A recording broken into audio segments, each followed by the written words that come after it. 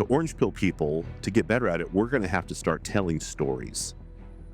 That's going to be the route that we're going, to do it. So just like you said, this book's a dramatization of something that could really happen, and it has happened to people like, Larry Lepard. The $36 trillion in debt, a lot of people would say, oh, that sounds like a lot of money. They have no real concept of how much money that is and how unable to pay it off we are today, right? The Bitcoin script and the way it works, it's limited. And I think that's a feature and not a bug. On one hand, if we want Bitcoin to operate as the money we know it to be, we need to spend our Bitcoin. I'm going to opt out of the conventional system whose schools are not working except to indoctrinate our children into whatever zeitgeist weird stuff they want to teach them.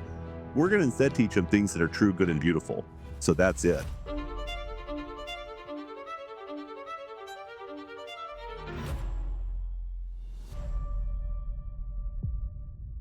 Hey there, Michael here with the Bitcoin Way podcast. Thank you for tuning in. Today on the show, I have Devin Rose. He is the author of Chase the Seeds, a Bitcoin thriller, a book of fiction. This was a fantastic conversation. He's an awesome guy. We talked about the book, the premise, what he's hoping people draw from it, the use of literature and storytelling to orange pill the world. We also dive into educating younger generations, bringing Bitcoin into his faith, and many other things. I think you're going to enjoy this one a lot. Hey everyone, like I said in the intro, I've got Devin with me. Devin, welcome to the Bitcoin Way podcast. Michael, really excited to be here today. Yeah, I'm looking forward to this conversation. We got to talk offline for a few minutes, and some of what you're working on is exciting for me personally. Someone with kids, so I'm trying to find interesting ways over the years to educate them. I want to start with something really interesting, and so you wrote this book, and I want you to talk about it in just a moment. But the premise of the book includes things like bank runs, weeks-long bank holidays. You've got Bitcoin becoming sort of the only form of useful money in this novel. I think for a lot of people who aren't in Bitcoin, those things seem like, oh, it wouldn't happen, and sort of there's a recency bias, certainly, maybe a lack of understanding of history. And so I'm curious. I just want to sort of hear maybe a base case from you. How plausible do you view those scenarios to be in our world today? And do you have like a time frame over which you might anticipate them if you think they are plausible? Yeah, great question. Yeah, and in the book, the bank runs are engineered by these like globalist villains. Mm-hmm. But I loosely base them on the Signature Bank and Silicon Valley Bank collapses from a few years ago, which there's some people here are going to know, because those banks were involved in Bitcoin and some other crypto stuff, which was probably why they were targeted. So in case people don't remember, when those banks, there was like a panic that happened. They said, "Ooh, we need more funding." The depositors tried to withdraw 25% of the total deposits, tens of billions. Of course, the bank didn't have that money because, like all banks, they lent it out a million times to other people, and so they collapsed. Well, the government stepped in because that collapse was going to spread. And for one thing, what they were doing, they had bought all these bonds and such. Well, then the Fed had raised the interest rate so high. So then the value of all these banks' bonds had dropped so much. The banks were basically insolvent if they were forced to sell those bonds. And so the government stepped in and said, first of all, there was a $250,000, FDIC insurance limit. We're going to raise that limit to make everyone whole. So they changed the rules. Then they said, there's a new program. It's called the BTFP. So that means that even if you had to sell the bonds and lose billions of dollars, you don't have to lose it. We'll just pay you the total amount that you need. So, so the government showed, like, are these bank runs going to happen? Yes, they're going to happen again. But now we see it's going to be digital bank runs. And the government is willing to step in and print money and bail out whatever is needed, that effectively will just keep devaluing the dollar even more and drive even more value to Bitcoin as a safe haven. So I do think we'll see these bank runs, but the government has shown that they're not going to let a Depression era style bank run occur. in the same way. What do you think will be the impetus then? Because, it seems to me, and we're not going the political, we've had a couple of political sort of chats on the podcast recently. But it seems like the Trump administration is trying to bring down interest rates. It seems like the money printer is just getting ready to go. So if it's not going to be a loss of value in those bonds, what is it that you think initiates a bank run in any future situation? Yeah, yeah, good question. I mean, what do we see even with the new administration spending just about as much money as the old administration, right? None of that slowed down. I mean, again, this is not political. Like, I'm all for cutting the government as much as possible. And something like Doge is kind of trying to, but it's pennies. They haven't touched the defense budget, all these other things. So that debt that we have, it just keeps going up. There's no stopping it. And you probably have seen Larry Lepard's book, The Big Print, Lynn Great. Alden's Broken Money, all of these new books that are basically saying the same thing. We hit a point where it's simply unsustainable, and we have to actually issue new debt to pay for the existing interest on the debt, monetize the debt. Well, when something isn't sustainable, eventually it dies, it crashes. How that happens, it probably doesn't happen at like the big banks, that these, systemically important banks, as the government now calls them, that they'll never let fail. It probably happens with, oh, look at that country over there, Egypt, Lebanon, Turkey. They're having lots of problems. Oh, look what's happening in Japan. The Bank of Japan can't control their currency and their uh, their bonds. Oh, that breaks. And then that spreads over because all these people had the yen carry trade. So in other words, all of this financialization and machinery that the government and these central banks have been able to kind of keep together, it eventually breaks and falls apart.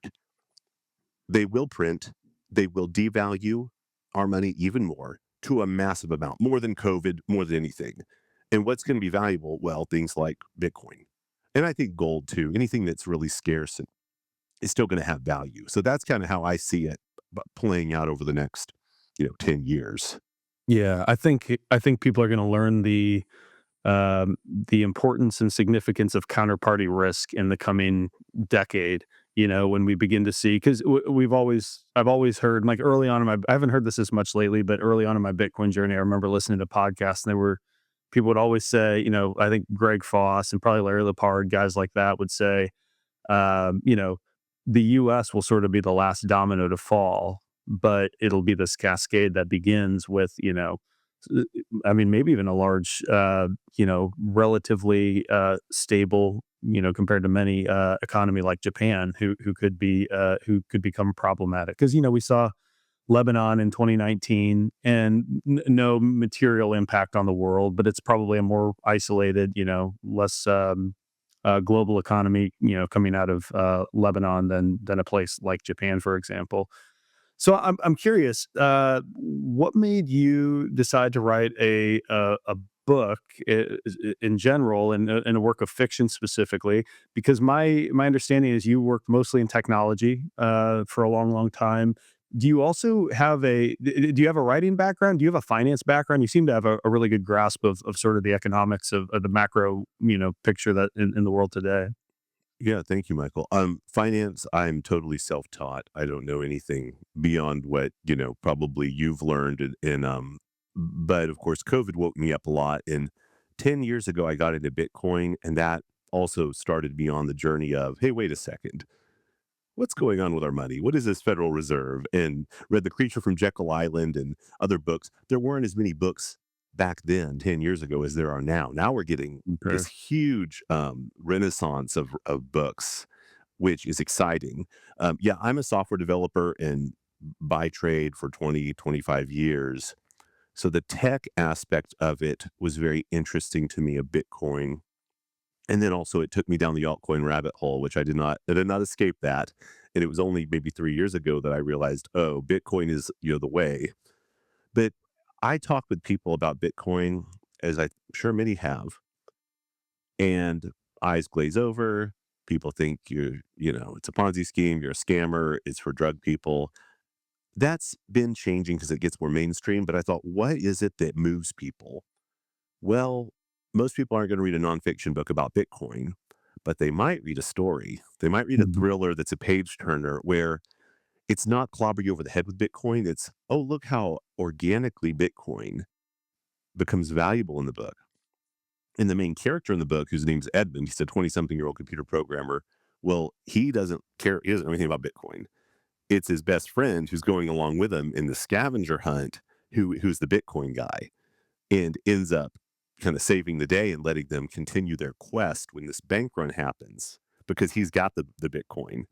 So my hope is that people who will read a book and now they're going to encounter Bitcoin and say, "Oh, hey, I could see how that could happen." Yeah, yeah, yeah. It's interesting because I think that's a really smart and thoughtful way of approaching it because what I've learned and I'm no expert orange pillar by any stretch. I mean, I've gotten a few people kind of, allocating a little bit here or there. I have not gotten any hardcore Bitcoiners in my life. Maybe one who I've kind of converted from altcoins, but he was a little bit down the rabbit hole. Um I think I finished The Big Print by Larry Lepard recently, and I think what I liked about that as a work of nonfiction is it's still told a story of like his story, of his grandfather, his father, and then they've all been screwed basically to some degree by the existing system, by being sort of directionally correct on things at different times and basically got rug pulled in certain in different circumstances. And to me, that was as much as I love the Bitcoin Standard. It's one of the first books I'd hand out to people. I think the Big Print would be up there for me too now because there's sort of more of a story and a narrative to it. But I think maybe what many of us, as we seek to orange pill friends, family, loved ones, what we struggle to do is tell the story of what's going on because the Mm, big print for me was maybe the first time as many things as I these bits and pieces as I've picked up along the way the last few years, going down the Bitcoin rabbit hole. It was the first time I felt like I'd read something like that cohesively articulates the problem. And then he talks about Bitcoin at the end. And it kind of sounds to me like maybe that's what you've done with a more engaging work of fiction is sort of illustrate like a sort of a hypothetical, but also this is kind of how the world is, like this these globalist villains as you describe them. And as people begin to piece that together, the rest sort of becomes believable. Is that maybe a good way of framing what you've done here? And feel free to elaborate maybe on the premise of the book and without giving away the whole plot. I think people sure. should buy it and read it. Yeah, yeah, yeah. The book is called Chasing the Seeds. Chasing the Seeds. And on the cover of the book, which I probably have one here I can grab, Yeah, yeah. there's a actually, hold on one sec. Yeah, yeah, go on. Yeah, for all the video watchers, sorry if not. Well, there's a building on the book cover that some people know and some people don't. It's actually the Savalbard Global Seed Vault in Norway, in an island north of Norway. And it's used to store heirloom seeds in case of global disaster. It's stored in the permafrost in the mountain, and then they could basically repopulate the flora of an area that was, maybe a bomb went off or a war or something. So it's chasing the seeds. And in the book, a 20 something year old computer programmer from Austin. He's doing his thing. He finds this clue in his father's book. His father died when he was 12. It was an old economics book of his father, written by Murray Rothbard, which some Austrian economics people will recognize. So it starts him on a scavenger hunt where one clue leads to another. He goes on it with his best friend. There's a rogue FBI agent who is chasing him, though, because the rogue FBI agent suspects what the clues are going to lead to. And so it's a race between the bad guy and the hero, who's just a normal guy, to get these seeds and find out what did his father leave him, and who was his father?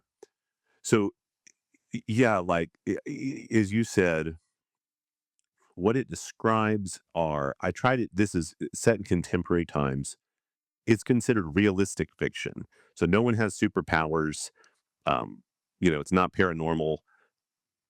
The and what happens is like you're saying with Larry Lepard's book. It's well, what if we put that in a fictional scenario? What could develop?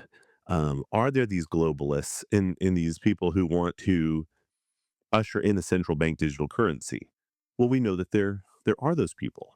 We hear that from the European Central Bank. They want a CBDC so that they control everything. There's people in the US who want to have a central bank digital currency. There's plausible paths where they could end up using Tether or Circle or one of these stable coins to kind of to do that.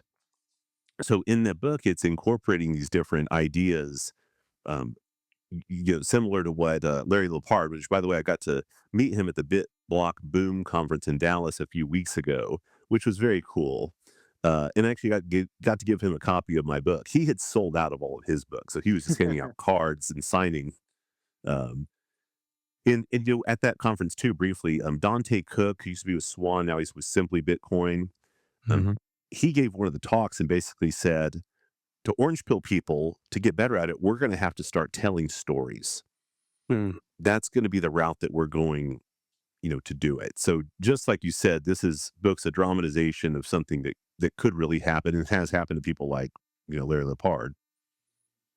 Yeah, I love that approach because I really do think that's just traditionally where Bitcoiners have fallen down. We jump right. We're so excited about Bitcoin that we fail to maybe connect it to a problem that it solves. And the biggest hurdle in there is that most people just don't understand that there's a problem right now, right? Like we've been talking about mountains of debt and bank bailouts, and we had a couple of bank failures, a couple of years ago, and but nothing catastrophic, right? I mean, maybe was an isolated group who was probably heavily impacted by that, but most of us are getting poorer every day, and groceries are becoming harder to afford, and finding a place to live, and all of that. But it's what makes it so insidious is how subtle it is and how slowly it all happens. And if we can redirect people to the root cause of all of this, and and most importantly, I think the unsustainability of it all, that we have like the $36 trillion in debt. A lot of people would say, "Oh, that sounds like a lot of money." They have no real concept of how much money that is and how unable to pay it off we are today, right? And then what are the ramifications of our inability to pay off that debt in any meaningful way? And I think if people could sort of just begin to wrap their head around that, then telling the story of sound money and why historically gold has been great, and but Bitcoin now builds upon that and is so much better, especially for a digital age and in a global economy. I think we'll see a lot of traction, but I think we need more people doing the sort of thing that you're doing because, like, I'm going to read your book when it arrives. I'm not typically a fiction reader, Mm, but this is the sort of thing that intrigues me. And part of the reason, besides everything we've talked about, storytelling, orange pilling, is I've got kids. And we were talking offline a little bit. And I want to linger on this subject for a few minutes because I think it's important. Is Bitcoiners are going to have more and more power. We tend to be a group that seems set on having families, unlike many who seem to be having fewer kids. You mentioned that your 14-year-old, I think you have a 14-year-old son, is sort of engaged with the book, and I'm curious, what sort of takeaways has he had, and what was your hope, walking away, like what flips have been switched, what new mindsets maybe have been formed in reading a book like this? yeah, yeah, totally. And I wanted my son to be able to read a book like this. And actually, I read a book series, or I started reading a book series by a guy named Doug Casey. He's kind of famous in libertarian circles. His kind of site is called International Man. So some people know who he is and others don't. But he co-wrote a series that he kind of espouses similar ideas. Though instead of Bitcoin being the answer, it ends up being gold because he's a little bit of an older guy. But the book has all this kind of adult Yeah. stuff that I don't want my children to read. And I thought, well, I want to write something that's clean, that doesn't have all that, but just has also the same good principles and truth, and it's an engaging story. And so I did that. And what was interesting was my son, he was saving up money, first to buy a boat motor, but now he's getting close to being able to drive, and now he wants to save it for a car. Well, he was just saving cash. He had $600 or whatever he'd saved for a year, and it's just sitting there. Meanwhile, as we've seen, even he realizes like the inflation's happening. His $600 every year is just going down in value. And I said, well, son, one thing you could do would be to put it into Bitcoin. He said, well, what if it, goes down? I said, yeah, if it goes down, it'll go down. And you'll have less dollars if you cash it out, but probably it'll go up over a long enough time. Well, this is like a year and a half ago. So he put in $600, then he, another few $100 as he got more. Well, he started buying in, and it was $25,000. And so it was kind of, we hadn't hit, we'd hit the bottom at 16,000 or whatever, and it had come up to that 25K level. Hmm. Well, he's watching it. Okay, now Bitcoin doubled to 50,000. Okay, now it went to 70,000. It was touching the previous all time high. Then it hit 100,000, and he started to get excited because guess what? His money just went to 3,000 to $4,000 when he had put in 800. He tripled, quadrupled his money. Him seeing that and realizing what this could do for him. I mean, he's a total Bitcoiner now. Like he tells his friends about it. They can't believe it. But he tells them, look, this is what I did. And it's also been good because as we've seen, we've had this pullback, down to 70, 80, 85K, whatever we're at. And he said, well, I should have sold it. Um, and I said, well, you could have sold it. Maybe that was the right decision. He said, well, did we hit the top? I said, I don't think we hit the top this bull run, but it might have been. No one knows. And therefore, he's having to go through, which, as the way to really learn is you put real money into it.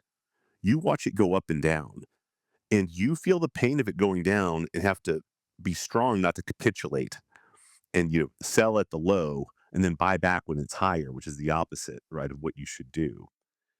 Well, I didn't learn that until whatever, 40 years old, and he's learning it at 15 years old. So it's been a very realistic thing for him. I think the importance though is having enough knowledge to have high conviction to hold through those periods where you feel like your wealth is deteriorating. Is there are those conversations you have? Has he taken anything away from the book to understand that there's I understand in the moment it can be especially your 14-year-old kid, it can feel very emotional, like your dreams of buying a car are evaporating before your eyes. Um, like for me, the dips just it just doesn't phase me. Um, but I think part of that is literally 1,500 hours of listening to podcasts, reading all the books that I think most people would be familiar with in the Bitcoin space. Is there any approach you've taken to impart some of that wisdom so he doesn't just view it as a number go up, oops, it's dipping, number go up again, technology, and rather there's this whole macro picture going on that this is the safe haven, and like even to think about like, okay, when you can't afford to buy a car, and I understand, especially the 16-year-old kid, you want to have a car, you want to drive it around, you want to be able to afford gas. But like helping him to think through like, what's your time preference on the purchase of this car? Are you going to buy the most expensive car you can get just because you think it's cool and you're so excited right now? Or someday when you want to buy a house or when you want to, begin raising children in an increasingly expensive fiat world, maybe holding on to some of that Bitcoin, not such a bad idea. Like, how do you approach those subjects? Yeah, well, Michael, and this is something I think, your children are going to benefit from too. You've learned all these things, and you're going to be imparting them to your children as you learn them and as they grow. And obviously, you can't tell everything to a 5-year-old that you can to a 10-year-old to a 15-year-old. They can Right. understand, better as they get older. Well, but my son and I, we've had lots of conversations about, hey, what's happening with the economy? What's happening with, oh, this friend, he's lost his job or he doesn't have money. Um, well, where are we saving the money? What are different ways to save? What's the risks associated with them? And then what you said too, well, and also just painting the picture of, hey, he understands now, like, yeah, where did the Federal Reserve come from? Mhm. And I'm like, oh, you want me to pay you in Federal Reserve notes? Because that's what it says on here. It's a Federal Reserve note. Yeah, these things that no one thinks about, he's already thinking about it at a young age. He's now realized too, oh, if I spend my Bitcoin, now I don't have the Bitcoin. I do want a car. And he wants to buy a truck because some of his friends have trucks and we're out in kind of the country and that's manly. And I'm like, it is manly. And I said, my first car though was a Honda Civic, which is not manly, but the Civic is cheaper to maintain and it takes less gas. And so you have to decide which do you value more. And what he's doing now is he's trying to work more to just make cash so that he doesn't have to spend as much of his Bitcoin. So if he can earn cash and use as much cash as possible to buy that vehicle, well, maybe he only has to cash out half his Bitcoin, you know. Yeah. Um, but I'm also I'm not on the hodl till you die and never spend Bitcoin. I'm on the, hey, there's things in life that you need or want or can make life better for you or others. I'm happy to spend my Bitcoin if for those important things. Now I don't want to spend all of it, but there's things that can move the needle for people. And sometimes that's something bad, like paying for their, an expensive medical thing they needed. Other things are, oh, if I donate this money, this organization can do some really good work. From my wife's perspective, she wants to spend some of our Bitcoin to renovate our house. So my wife and I have had lots of conversations about the time preference and the value. I could only imagine. Yeah, I think that's a really hard balancing act because I completely agree with you. Like we're put here on this earth, and uh, I think we'll talk a little bit about your Catholic faith in a bit because I want to orange pill my church too, but I think we're put here on this earth to for something well beyond storing up monetary value for generations. I want to do that. But also, there are so many variables, at least. I'd just be curious to hear your thoughts on this. But on one hand, if we want Bitcoin to operate as the money we know it to be, we need to spend our Bitcoin and replace it. If you want to continue to use it as a savings vehicle, spend and replace, I think is a really, really smart way to do that.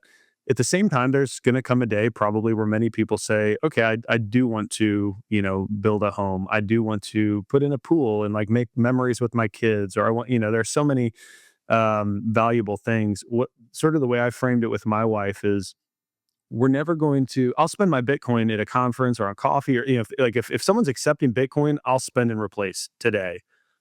But when it comes to like big purchases, I want to make sure that what it's done is it's reoriented my my mental framework toward this needs to have a very positive ROI in terms of my lifestyle.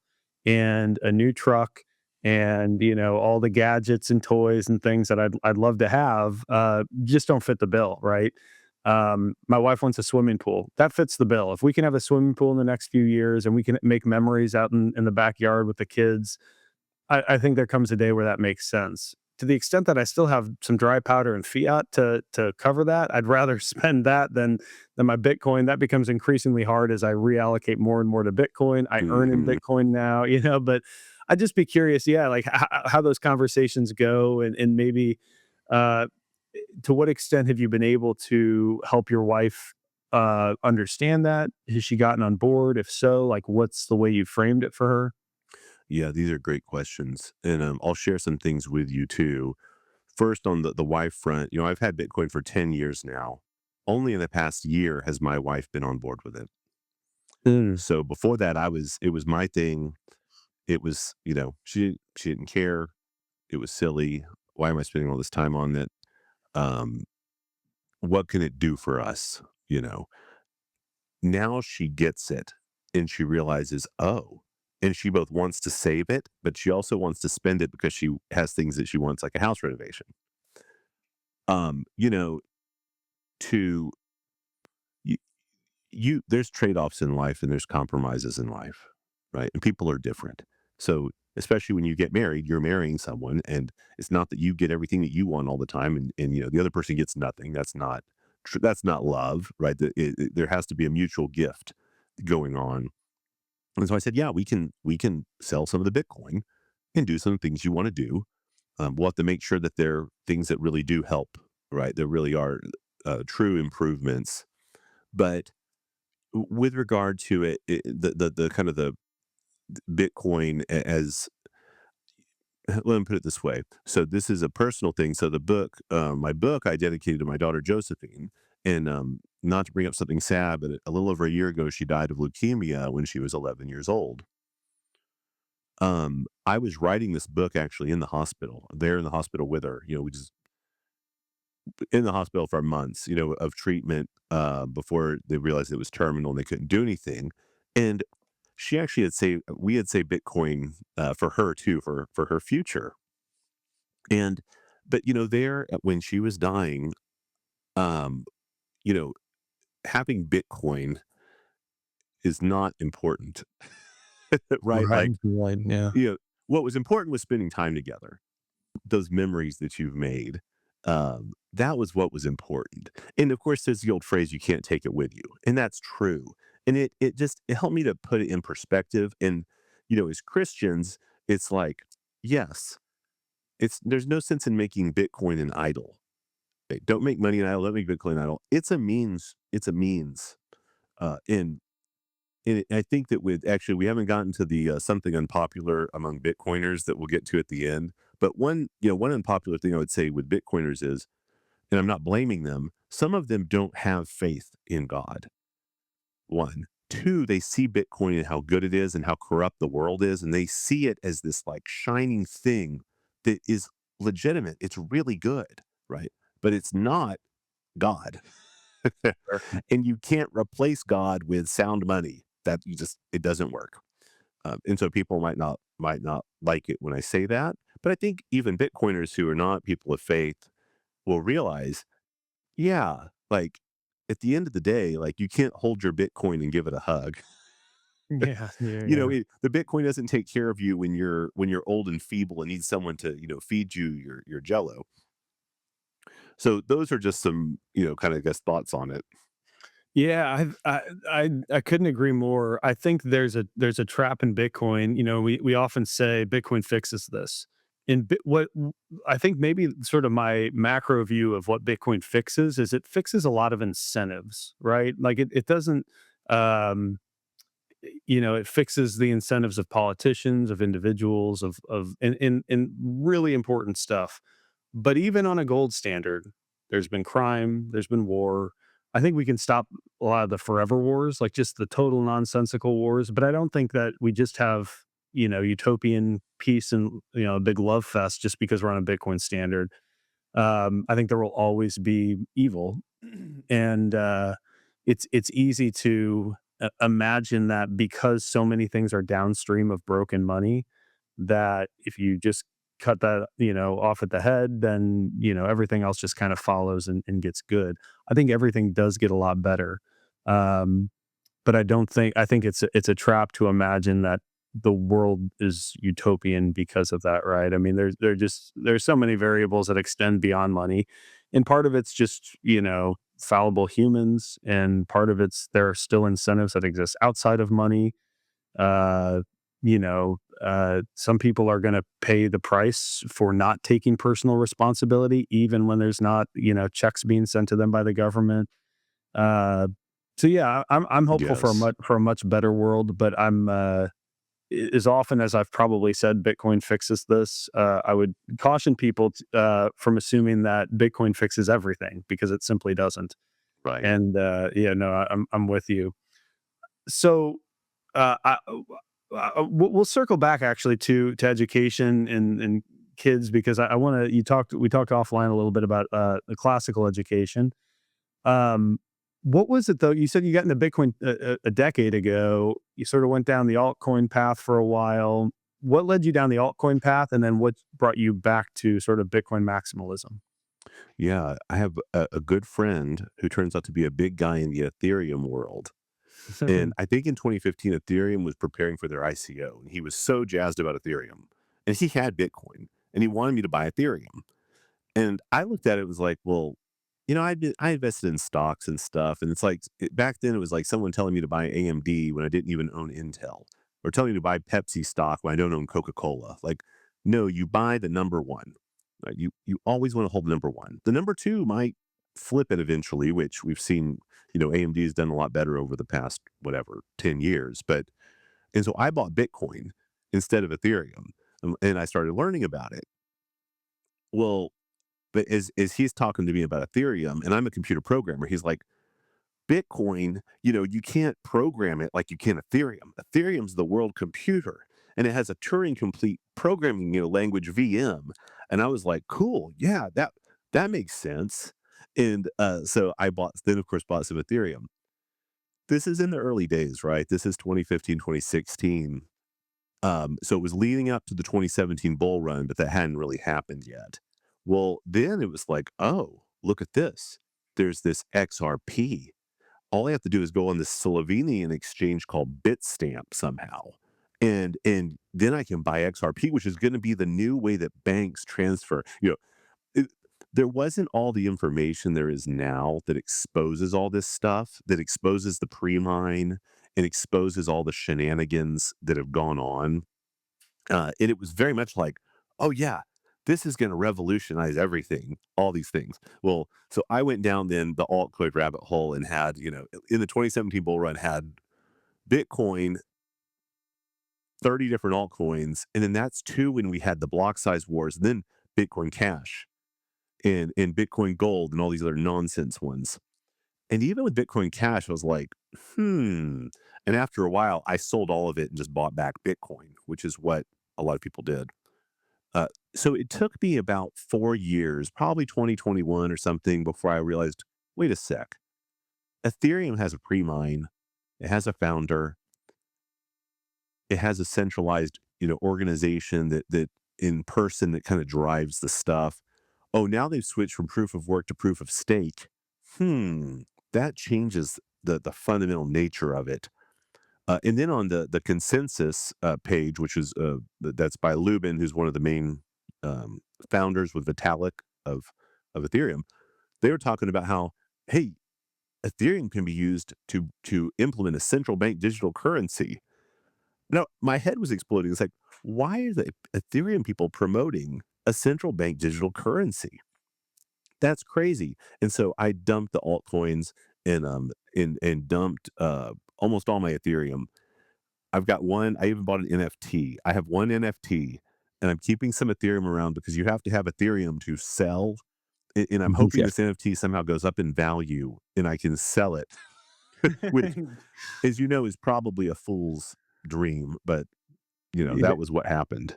Yeah, no, fun to play around sometimes. Yeah, I didn't linger in the altcoin space very long. It because I was fortunate. I've only been in Bitcoin for coming up on 3 years, and so I like to say I was like forged in the bear market of 2022 when Celsius collapsed, FTX collapsed, and I was kind of following Bitcoiners and I was I never understood the tech deeply on altcoins, but I was like, I don't know who the winner's going to be. I'll have like a diversified crypto portfolio or whatever. And it turned out that the Bitcoiners, everything they were saying about Celsius and about they were right about everything. And I was like, what are the odds that these guys were right about everything and they're wrong about their thesis related to Bitcoin specifically? And so, by, I don't know, mid late 2022, I became a Bitcoin maxi. And I'd be curious if you agree with this. I think maybe what the reason people get sidetracked by altcoins is, well, first of all, I think there's some unit bias, like, well, Bitcoin's too expensive or whatever for me, and like it's a failure to recognize the big picture. But I think if you come into Bitcoin believing it to be sound money, the most likely candidate to replace, any other fiat or gold or anything in global trade. It's very and if you can really stay focused on that, I think it's easy to stay in Bitcoin, not get distracted. But when you begin to hear all of these other features and alleged benefits of these other coins, it's and you lose sight of sound money, it's very easy to be distracted. And my sense is maybe that is kind of what happened to you. Like there were like all these other things, and for a bit you kind of forgot like, well, Bitcoin, chancellor on the second brink of like you forget that stuff, and you get sidetracked by like the tech and the cool features and the bells and whistles. Is that kind of your take on why the altcoin space distracts people so often? Oh, yeah, totally. Bitcoin becomes the boring thing, and even among some of my Bitcoin friends, it's like, well, Bitcoin kind of is kind of ossifying.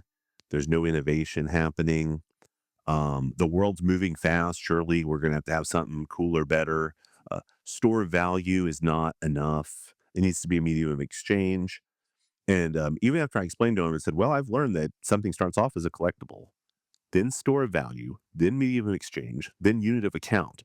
And we see with that store of value phase that we're really at, it also can become then a reserve asset held on balance sheets, which is beginning to occur. And it can displace bonds and gold and dollars. But yeah, especially coming from a tech background, I was like, well, I mean, you can program anything you want on these other blockchains. That means it's just dependent on your imagination. In the It can be Bitcoin, anything. yeah, Bitcoin can't, right? Like the Bitcoin script and the way it works, it's limited. And I think that's a feature and not a bug, right? Mhm. But at that time I thought I believed in all the hype that, you know, just like the internet disrupted XYZ, traditional news media got disrupted by the internet. And eventually, you had Airbnb and grocery delivery and everything else, right? Buying things online. Well, blockchain is going to disrupt everything else by decentralizing it. If you have Uber as a centralized company that does ride sharing, well, now you're going to have decentralized ride sharing. Why not? Now, of course, that I don't think any of the projects I had bought over the years before I dumped it, have succeeded. Mhm. In whatever their goal was, and then some of them too, like Ethereum. They couldn't just be like, hey, we're going to be this whatever NFT platform or something. It was always changing, and it was going to be the world computer, but it's also going to be ultrasound money because we're going to be better than Bitcoin. Something about these altcoins, they really always want to knock off Bitcoin and say, well, yeah, but we're going to be faster and a faster block time with a higher throughput. And watching them fail, and as you entered in at the perfect time because everything's bled out basically in these past 3 years. Instead of having the altcoin season, okay, this bull run is different. There has not been an altcoin season, and that has been crushing to altcoiners. It's been crushing to my friend I'm still his friend. He's the Ethereum guy. Um, and he's still waiting for it. Right. And I had a big argument with him on the phone. It wasn't a mean argument. It was just, it was men argue. And I was arguing for Bitcoin and was like, I dumped my Ethereum, dude. Like this, you need to like basically get off the Ethereum train. And he was like, no, dude, you're making stuff up. And I haven't called him back, of course, to say, well, I guess I was right and you were wrong, because that's a really annoying thing to do. But also because there could be an altcoin season. I don't know. Even if there is, though, we see the trend over time. And when it comes to money, Bitcoin is going to be the king. Yeah, yeah, no, I completely agree. I think for a lot of those guys, it's probably the same as like the Peter Schiffs and the other gold bugs is uh they've sort of fought very publicly and vocally about for their particular cause. It's a really hard pill to swallow when you realize I was wrong. I probably give and like I think the proof is in the pudding, right? With ETH, even if it even if we do have a bit of a pump for some of these altcoins in the next year because global liquidity increases and there's just more money around to go chase after these things. I still think it's going to continue to diminish in Bitcoin terms as it has. And unfortunately, what a lot of people are going to see is just the dollar denominated value go up, and they're going to think that they're winning in some way for a bit longer. And so I think that we're going to continue to see the trend for a while longer. And because Bitcoin doesn't have a marketing budget, because it doesn't have a CEO, it doesn't have a dedicated team, pushing a particular narrative. I mean, heck, Bitcoiners are arguing on Twitter with each other all the time about, Right. any number of topics. I think we'll still see some of that. And same thing with gold. I think right now gold is the store of value that most of the world knows and to some degree understands. And it's the reason we're seeing all-time highs in Hmm. gold is because if you're concerned about high inflation, a loss of confidence in government debt, then gold seems a pretty reasonable place to go if you don't understand Bitcoin, or if you kind of do understand Bitcoin, but you're unconvinced that it's necessarily going to win in the global free market. Hmm. But to me, that just feels so obvious, like listening to otherwise really smart guys like Peter Schiff talk about how gold could be used as money. It's like you're back to centralized issuers and IOUs and trust and like what's the point? Let's just circumvent all that and go to Bitcoin. But I think he's been beating that gold drum for 30 years or however long it's been to where it's his baby. He just can't, I mean, the ability to swallow your pride becomes very difficult after that amount of time. So Yes. kudos to the Larry Lepards of the world who have swallowed their pride and said, "I'm going to pick the winning horse, not the horse that I've always bet on." Yeah. Um, so I want to switch topics here. You're a devout Catholic. You mentioned in some of our correspondence back and forth that part of what you're trying to do is bring Bitcoin into your faith community, and I'm curious what that looks like, and to what extent you've had success or just run into walls and faced obstacles.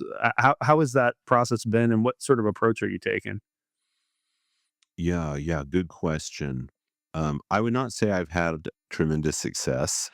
Don't worry, no one has. No one has. Yeah. Um, though it was kind of cool briefly at the Bit Block Boom conference, there was a guy next to me and he said, "Hey, I'm a preacher and I've made a resolution with my denomination to have Bitcoin." And he said the resolution is not going to pass. It's not going to succeed.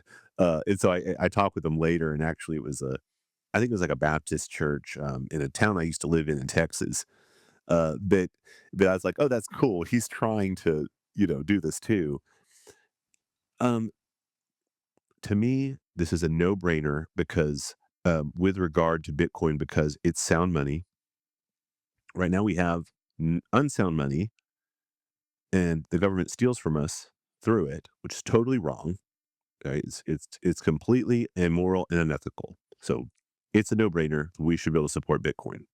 And as far as the Catholic Church go in teachings, there's there's nothing that could be against Bitcoin.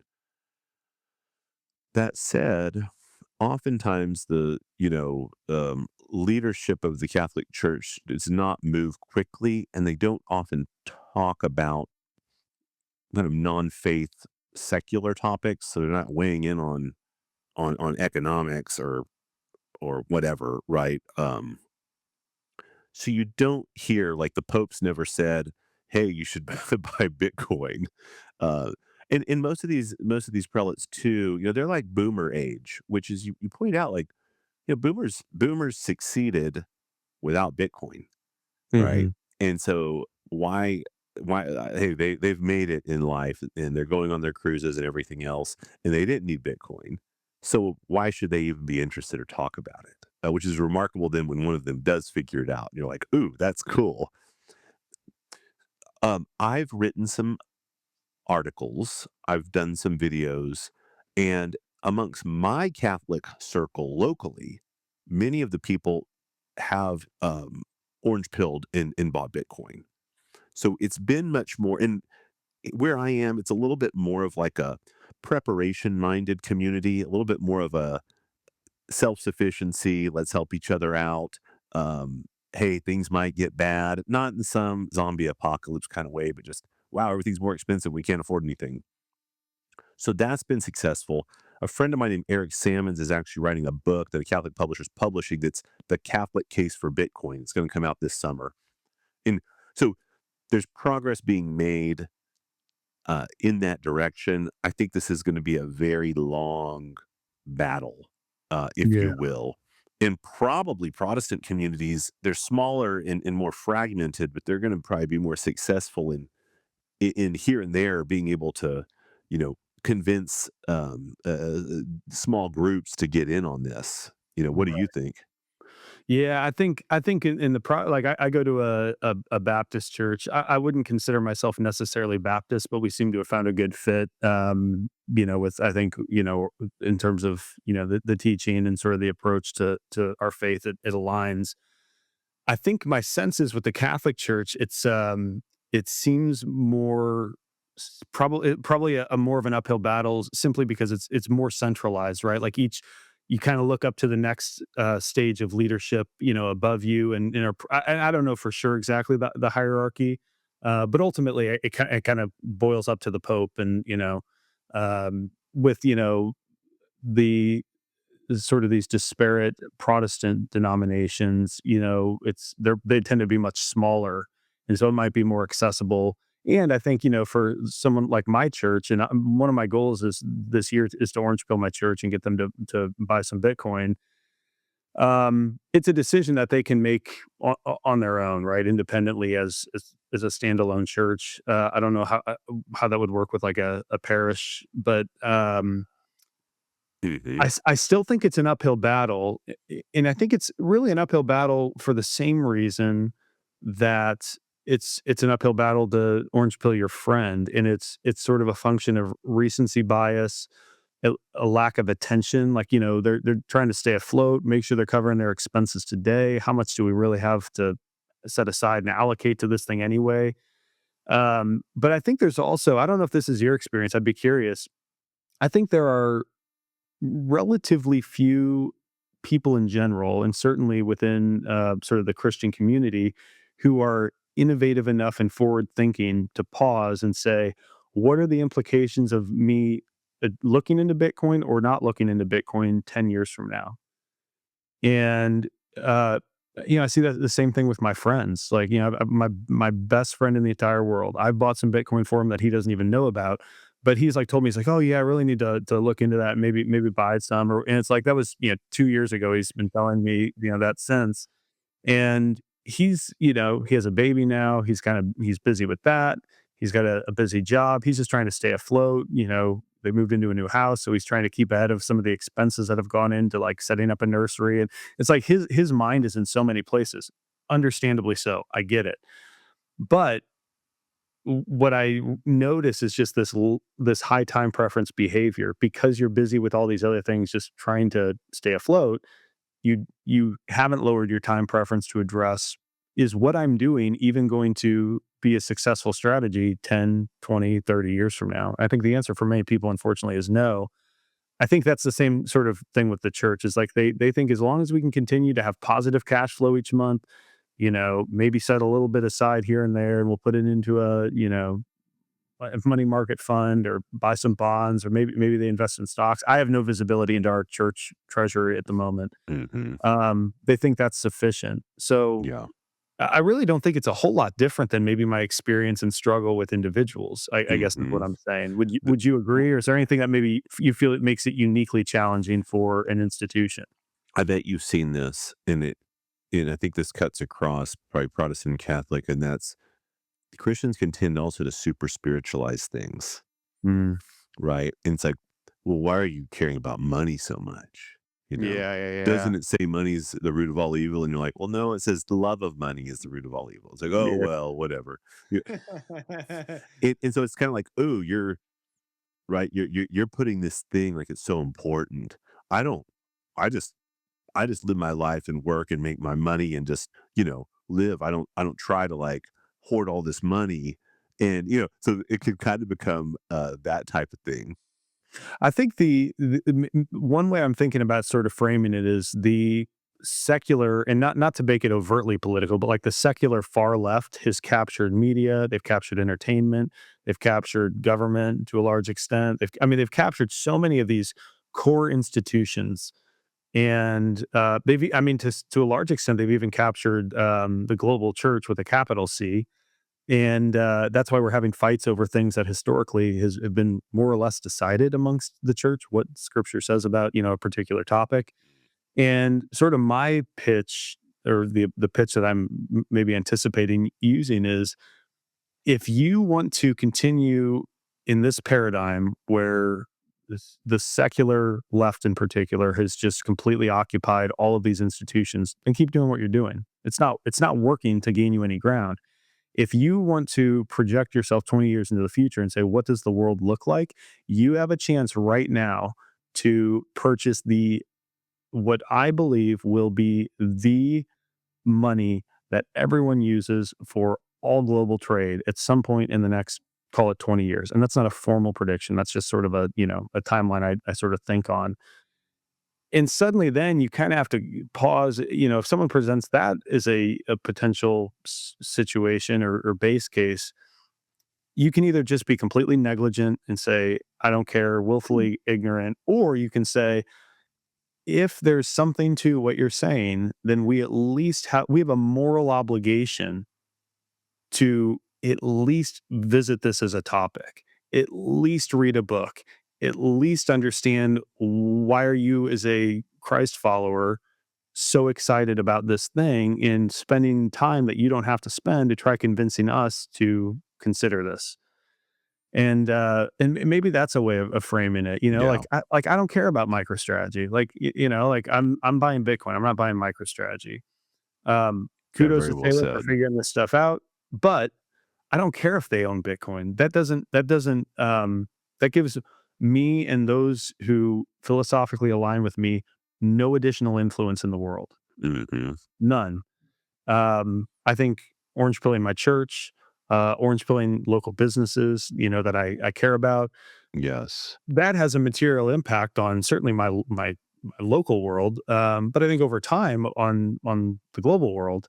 Yeah. And yeah, I think it's such a hard conversation to strike up, because the FUD that's been out there, magic internet money, too Yes. much energy Ponzi control. scheme. Yeah, all those things are like, it's an unspoken battle that you're fighting, because they have that in their mind already. Right. But you made a good point, and that's how's it been working out to follow the conventional regime narrative Hmm. this whole time, where we've lost influence, we've had money stolen from us, traditional values have been completely degraded. Doesn't seem to be going well. Maybe we shouldn't listen to them and we should try something different. Yeah. It's obvious to me that's the case. So I think people, they're going to see this more and more as we go along, because for one thing, the number does go up over time, and the Yeah. proof's in the pudding. Yeah, yeah, yeah. It's like Neil Diamond says, money talks. Um, yeah, I think all of that is and maybe I'll continue to talk with you about this offline, about like, how I think about this strategically. We're getting close to time, so I do want to turn our attention to education. Mm, Obviously, we're homeschooling my daughter who's in kindergarten. Got to run here in a little bit to go to an Easter party for my preschool son, but he'll be homeschooled in a year and a half or two. And talk about classical education, and maybe where you think Bitcoin fits into this. I know that's not necessarily structurally part of many of those curriculums, but I think probably as you think about, I mean, the Bitcoin rabbit hole, it goes so many directions. It touches so many of these things. How do you think about classical education? Maybe talk a little bit about what you're working on. yeah, totally. Yeah. For those who don't know, classical education is one that focuses on teaching kids to be critical thinkers, Hmm. focusing on character and virtue, and not just can they score well for the college entrance exam, or can they be really good at sports and get a scholarship. So it's not just the teacher tells you things and you write it down and regurgitate it. It's a Socratic dialogue type of class where the teacher facilitates the students through questions, figuring out problems. And Bitcoin definitely can be part of that. Matter of fact, so we're starting a school called the Chesterton Academy in Tyler, Texas, which is in Northeast Texas, and named after G.K. Chesterton, who was a famous Christian from England 100 years ago, very prolific writer, brilliant thinker. Um, and so this school will be a high school, and it focuses on not just the math and science, the STEM, but also rhetoric, writing, the arts, music. So really making a complete human person who can face the world. So like I'm going to incorporate Bitcoin into the school because I'm getting to have an influence on it. Um, we homeschooled also, and so I'm a big homeschooling fan. If we weren't homeschooling, which we will until we send our son to this school that we're starting, we would go with a classical route. So I think people are rediscovering the classical approach. It focuses on the great Western canon, Aristotle, Plato, Aquinas, Augustine, all the way. And it's another way of saying I'm going to opt out of the conventional system whose schools are not working except to indoctrinate our children into whatever zeitgeist weird stuff they will they want to teach them. We're going to instead teach them things that are true, good, and beautiful. So that's it. Yeah, I love that approach. And what I was telling you before we hit record was sort of the way I'm approaching this. And part of the reason I'm very grateful that you've written this book, I'm excited to read it, is because I think a lot of the education that we're going to provide our kids, I'll be pretty hands on with them when I it makes more sense and some of the fundamentals of what I want to teach are more age appropriate. But I think it's really hard to beat reading and exploring topics through just really good literature. And I think you learn how good writers write. You learn about new topics at the same time. In your case, like with fiction, I think it sparks your imagination. It gets it gets you thinking. You know, it's less off. Again, I don't read a lot of fiction, but it's one of those things you kind of fall asleep thinking about and kind of playing out how might this work, or is that really how the world works, or um, so I sense that a lot of what we need to do is really focus on these great writers and thinkers through time, because Yes. I feel woefully ill-read because I just didn't read that stuff growing up, and I feel like I'm just now getting to it.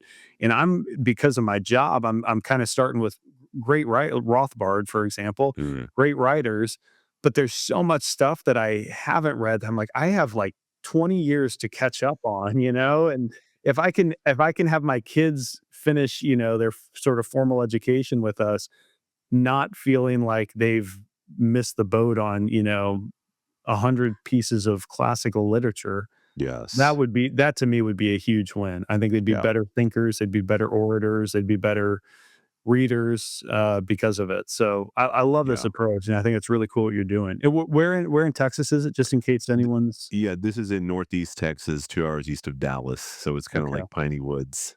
Okay. Okay.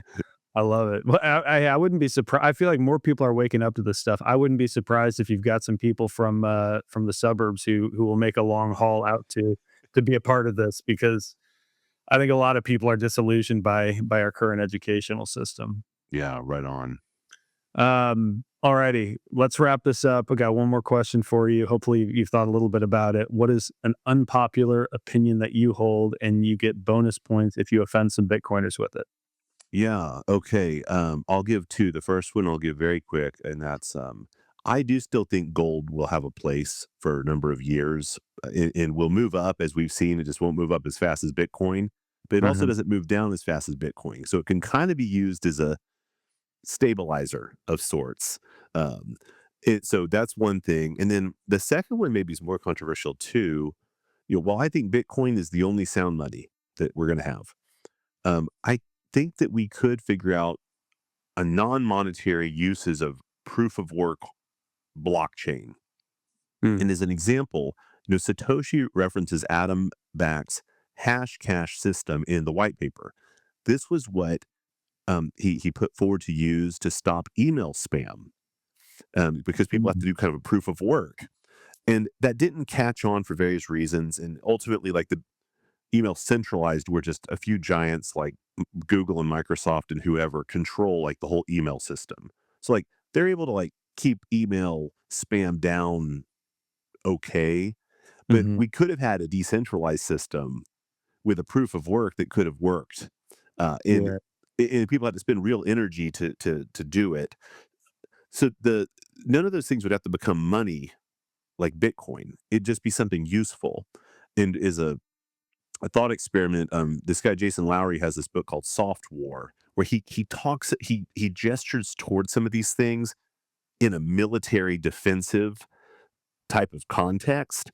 In Hmm. that book also has been controversial. I think the government made him quit selling the paperback, but you can find him online and stuff. And some Bitcoiners are mad at him too because they're like, no, it can't be used for, you can't use it for anything but money, and you shouldn't be talking about this. But that's something I think that we could explore. Are there other uses that are not money that could be used in a clever way? Yeah, yeah, I like that. I haven't thought about it hard enough to say, oh, I definitively agree or disagree. I would need to like think through the use cases because, like for email spam, for example, what I've thought is each email you send is one sat. You know, like if the service provider said, hey, the way we're going to filter out spam is putting a monetary cost, Mm, you could tie that back to, well, there was proof of work done to that's acquire true. that sat. It may not require that you're running, you're expending energy per se directly, but indirectly to acquire that sat to send that email. You've done that. Um, I wouldn't be surprised if you're right about that. I haven't thought about it enough to say with certainty what I believe. I always thought Jason Lowery's thesis, at least as he described, I didn't read the entirety of Soft War, at least in the way he described it on podcasts, I think made a lot of sense. I think a lot of people were turned off by his, the way he'd approach it is it seemed sort of to run counter to this peaceful revolution that we Mm, we tend to talk about. And right. so I understand sort of the knee jerk. My sense is that there was validity to a lot of what he said. Whether or not I agree with the whole thing, I just haven't dug into it deeply enough. But yeah, I think Sure. that's an interesting concept. I do agree with you on gold. It's not that I don't own gold. I'm not obviously not a gold bug. I'm here at the Bitcoin way, working full time on Bitcoin. But I think the fact that we see gold reaching all-time highs as uncertainty abounds, I think that to me indicates we're going to have a longer haul to get to where it's just Bitcoin. I'm fortunate. If I were 60 years old, 70 years old, I would probably have a mixed bag of Bitcoin and gold just for like stability for the next 10 or 20 years because I don't know the pace at which Bitcoin is going to win. I just know it will. I'm fortunate to be in my mid 30s. It's much easier for me to bet on Bitcoin long term and to imagine that later in my life, I'm going to benefit from picking the right form of money that wins in the market. So yeah, no, I love this, Right but on. I do agree, even though I probably tend toward agreeing with you on these things, at least the concepts I've thought about, I think you're going to make some people mad with that. So I love Yeah, it. good. People get Awesome. mad, then we'll talk about it. Awesome. Well, hey, why don't you give a hand off, tell people where they can find you, find your book, anything else you want to tell them about. Yeah, the book is Chasing the Seeds. It's part of the Fiefdom Chronicles. Will probably be at least 5 books or 4 or 5 books, and you can find that on Amazon. And then on X, I'm Devin S. Rose. And so, yeah, thanks for having me, Michael. It's been great chatting. This has been a lot of fun. We need to catch up again. Once I read the book, once it comes here in the mail, I'll get on it and we can chat about it. I'm sure I'll enjoy it and really do appreciate what you're doing. We need more people doing creative work around Bitcoin and introducing people in different ways. I think art and literature are some fantastic ways to orange pill the world. So thank you for all that you're doing. You're welcome. Thank you, Michael. All right. Have a great day. You too. And that's a wrap. Again, I hope you enjoyed this conversation. I know I sure did. Do me a favor, go check out Devin and his work. Go buy his book on Amazon. I think even if you're not a person who loves fiction, I'm not typically a fiction guy, but I'm going to check out the book and give it a read because I do think that there are going to be people in my life who would find that more accessible than maybe some of the more textbooky content that's typically out there related to Bitcoin. And of course, if you need help with Bitcoin in proper 100% self-custody, go to thebitcoinway.com/podcast. set up a free 30-minute consult with a member of our team. We'd love to talk you through how we help train you to do this the right way the first time without any compromise. We also help with online privacy phones. We have a Plan B residency option. Go to thebitcoinway.com/podcast to learn more. Until next time, stay safe, stay sovereign, and remember, the yield on Bitcoin is freedom.